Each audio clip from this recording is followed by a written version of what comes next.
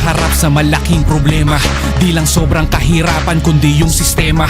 Kanya-kanyang girian, kanya-kanyang sisihan, na ang pinakaugat ay ang katiwalian. Basta nyo ang kalagayan ng ating kababayan, ng dami-daming hikaho sa buhay at kabuhayan, ng daming kriminalidad, kawalang katarungan. Sa tuwing bubuhos ang ulan, baha agad sa lansangan. Huwag nyo sanang kalimutan na kayo ang nilagay ng taong bayan para kayo po magsilbi nilang kamay. Subalit at bakit nagtatanong kapansin-pansin ay sa halip na ginhaway, hirap sakit ang binibigay. Na ang realidad, hayag na yan ngayon.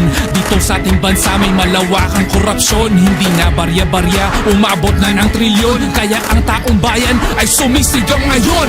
Pakinggan nyo ang pagsigaw ng hustisya. Kung may investigasyon, dapat nakikita. Walang pinapaboran, walang tinatakpan para magkaroon ng kapayapaan.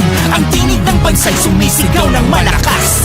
Dapat ay hindi pinipilipit ang batas. Ang dapat na gawin ay patupad ng batas upang makabangon ng Pilipinas. Kapag mayroong pagkilos, mayroong inaayos. Kapag mayroong proyekto, dapat tinatapos. Kapag may anomalyan at ito ay naudlot, hindi dapat pagtakpan, mayroong dapat managot. Taong bayan ay unahin, di sariling kapakanan. Kung mayroong naging hakbang, dapat nakikita yan. Hindi mabuting nakatago, naghihintay ang bawat Pilipino sa resulta ng pagdinig sa kaso. Buksan ang paningin, wag nang magbulag-bulagan. Pakinggan ang hinaing, wag nang magbingi-bingihan. Natupagin ang gampanin, di bulsa ng sinuman. Kababayan ang unahin, hindi kapabayaan. Huwag niyo pong masamain, bagkos ay tanggapin. Ayaw po namin ang bansa na magulo. Ang nais po namin, ang trabaho niyo'y gawin para sa mamamayang Pilipino. Pakinggan niyo ang pagsigaw ng hustisya. Kung may investigasyon, dapat nakikita. Walang pinapaboran, walang tinatakpan para magkaroon ng kapayapaan.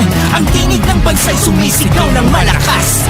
Dapat ay hindi pinipilipit ang batas. Ang dapat na gawin ay patupad ng batas upang makabangon ng Pilipinas. Pakinggan niyo ang pagsigaw ng hustisya. Kung may investigasyon, dapat nakikita. Walang pinapaboran, walang tinatakpan para magkaroon ng kapayapaan.